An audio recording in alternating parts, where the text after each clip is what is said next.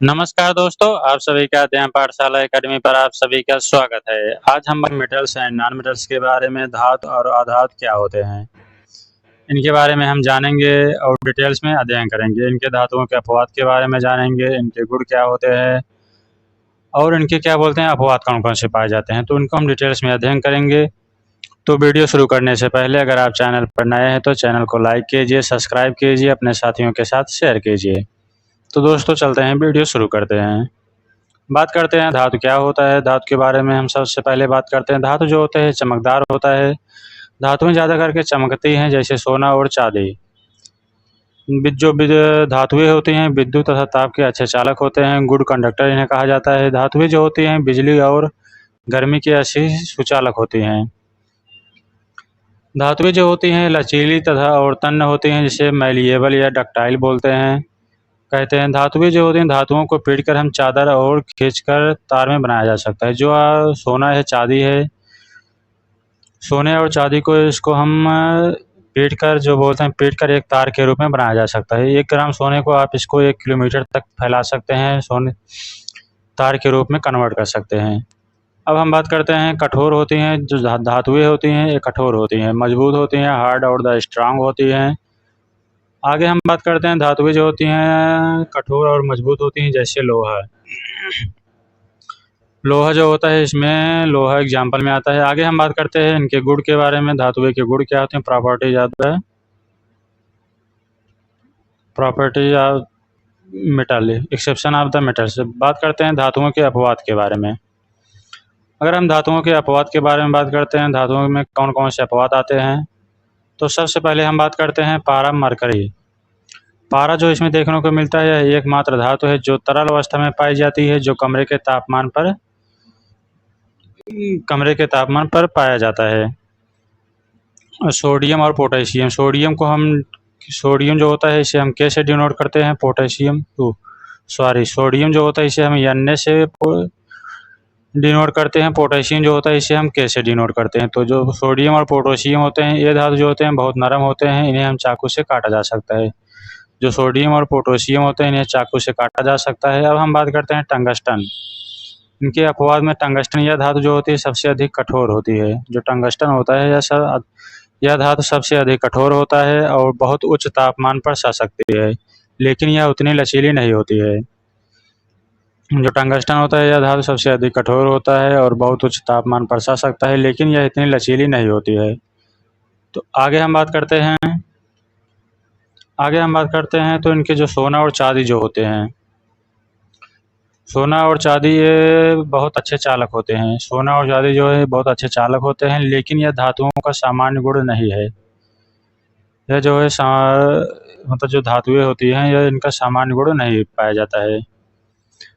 आगे हम बात करते हैं अधातुएं के बारे में, धातुओं के प्राकृतिक रूप के बारे में। Occurrence of the non metals. Occurrence of the non metals हम बात करते हैं तो धातुओं के प्राकृतिक रूप।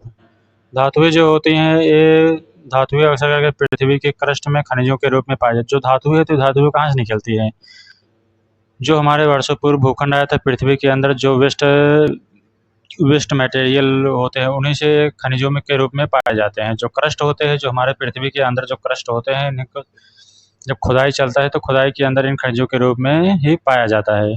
इन्हें खनिजों से निकाला जाता है, इसे धातुओं के पृथ्वी क्रस्ट में खनिजों के रूप में पाई जाती है। इसी को धातुओं का प्राकृतिक रूप कहते हैं। अब हम बात करते हैं एक्सट्रैक्शन ऑफ द मेटल्स, धातु के निष्कर्षण। धातु के निष्कर्षण के बारे में अगर हम बात करें तो जो धातुएं होती हैं धातुओं का खनिज से निकालने की प्रक्रिया धातु निष्कर्षण कहलाता है। मतलब जो धातुएं होती हैं उन्हें हम खनिजों के माध्यम से निकालते हैं। पृथ्वी के अंदर जो क्रस्ट होता है उसी क्रस्ट के माध्यम से खन कर वहाँ से निकाला जाता है, उसी को हम धातु का निष्कर्षण कहते हैं। यह जो होता है प्रक्रिया गर्मी और रासायनिक क्रियाओं से की जाती है। जो धातु का निष्कर्षण किया जाता है यह प्रक्रिया जो होती है गर्मी और रासायनिक क्रियाओं से की जाती है। तो नेक्स्ट बात करते हैं यूजेज ऑफ द मेटल्स। धातुओं का उपयोग कहाँ कहाँ होता है, धातुओं का उपयोग किस किस में होता है। धातुओं का उपयोग सबसे पहले लोहा आयरन में होता है, जो कि आयरन जो होता है इमारतों और वाहनों के निर्माण में किया जाता है। तावा जो होता है तावा कापर बोलते हैं, कापर को अगर हम कॉपर को किससे डिनोट करते हैं, तो Cu से करते हैं। कॉपर को Cu से डिनोट करते हैं। आयरन को Fe से, आयरन जो है इसे Fe से डिनोट करते हैं। ये विद्युत तारों में जो कॉपर होता है विद्युत तारों में इसे का उपयोग किया जाता है। सोना जो गोल्ड होता है गहनों में किया जाता है। सोना मतलब इसका जो रासायनिक सूत्र में रासायनिक रूप से डिनोट किया जाता है एल्युमिनियम, नहीं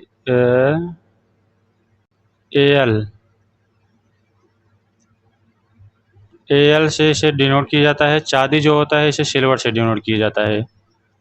चांदी जो है इसे गहनों और बिजली के उपकरणों में उपयोग किया जाता है। जो चांदी होता है इसे गहनों और बिजली के उपकरणों में उपयोग किया जाता है।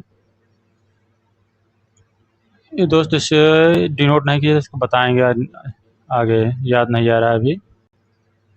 आगे हम बात करते हैं केमिकल प्रॉपर्टीज ऑफ मेटल, धातुओं का रासायनिक गुण। धातुओं का जो रासायनिक गुण है इसे किससे, धातुओं के रासायनिक गुण क्या क्या है। धातुएं जो होती हैं एसिड के साथ प्रतिक्रिया करके लवण बनाती हैं। जो धातुएं होती हैं या एसिड के साथ प्रतिक्रिया करके लवण बनाती हैं। धातुएं जो है पानी के साथ प्रतिक्रिया करके हाइड्रोजन गैस उत्पन्न करती है। धातुएं जो है पानी के साथ प्रतिक्रिया करके हाइड्रोजन गैस उत्पन्न करती हैं। आगे हम बात करते हैं अधातुओं और नॉन मेटल्स। बात करते हैं अधातु क्या होते हैं, अधातु के प्रॉपर्टीज के बारे में बात करते हैं। सबसे पहले अधातु क्या होते हैं उनके बारे में जानते हैं। अधातु जो होते हैं, सबसे पहले अधातुओं के बारे में हम जानते हैं अधातु क्या होते हैं। अधातुएं जो होती हैं चमकदार, ये तत्व वे तत्व होते हैं, अधातु वे तत्व होते हैं जिनमें धातुओं के गुण नहीं पाए जाते हैं। ये कठोर, चमकदार या अच्छे चालक नहीं होते हैं। मतलब ये धातुओं को जस्ट अपोजिट है। जैसे कि वे तत्व अधातु वे तत्व होते हैं जिनमें धातुओं का गुण नहीं पाया जाता है।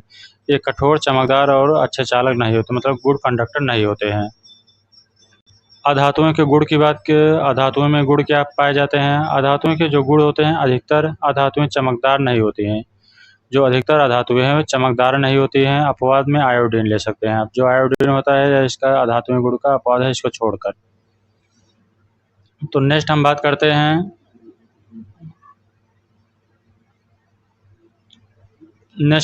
हैं इसके गुण के properties of the non metals.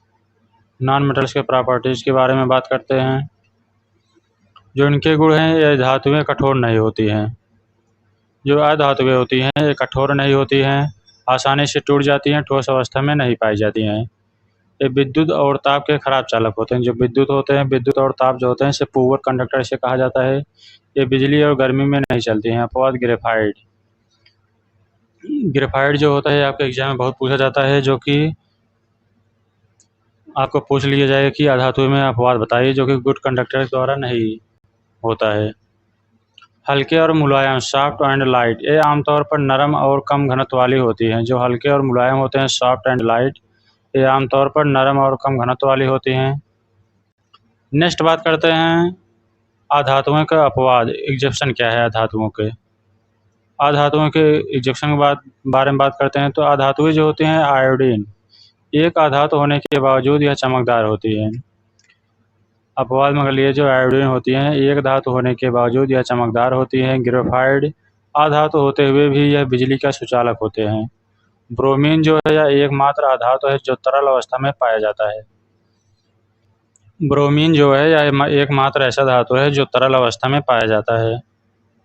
Next बात करते हैं अधातुओं के नाम की कुछ बात करते हैं जो इनके कंपोनेंट हैं।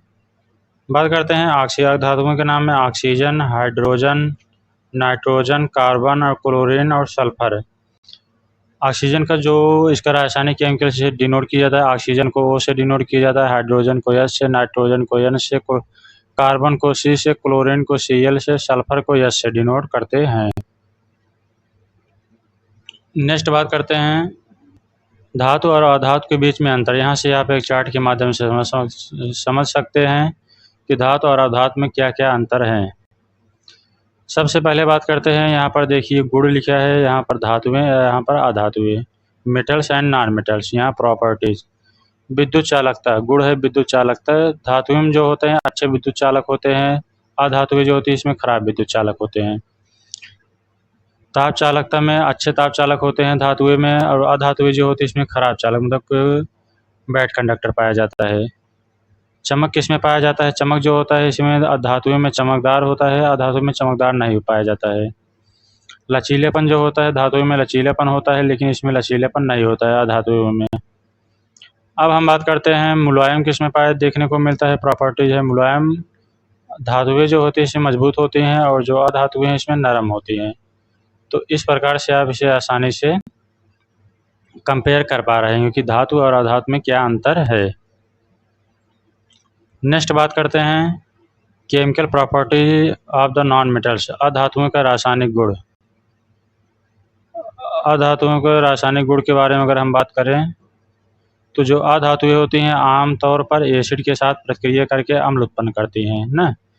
जो अधातुएं होती हैं आमतौर पर एसिड के साथ, क्या कहा गया है कि जो अधातुएं होती हैं आमतौर पर एसिड के साथ प्रतिक्रिया करके अम्ल उत्पन्न करती हैं और अधातुएं जो है पानी से प्रतिक्रिया करके प्रतिक्रिया नहीं करती। जो अधातुएं होती हैं अधातुएं जो होती हैं पानी से प्रतिक्रिया नहीं करती हैं।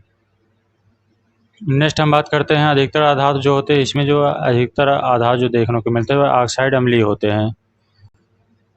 जो अधिकतर आधार होते हैं वह ऑक्साइड में अम्लीय होते हैं। यहाँ पर कार्बन से रिएक्शन करके कार्बन और ऑक्सीजन से रिएक्शन करके कार्बन डाइऑक्साइड बनाता है। और जो यहाँ पर कार्बोनिक अम्ल आपको देखने को मिला CO2 carbon dioxide plus H2O जल के साथ अभिक्रिया करके बनाया गया कार्बोनिक अम्ल H2O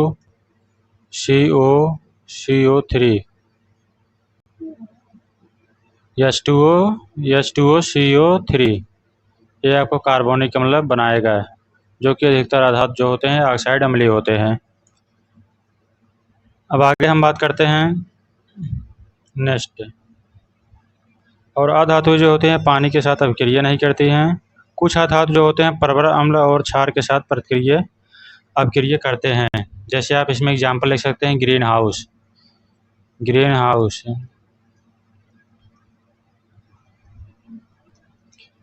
का एग्जाम्पल ले सकते हैं, जो कि क्लोरोफ्लोरोकार्बन CFC,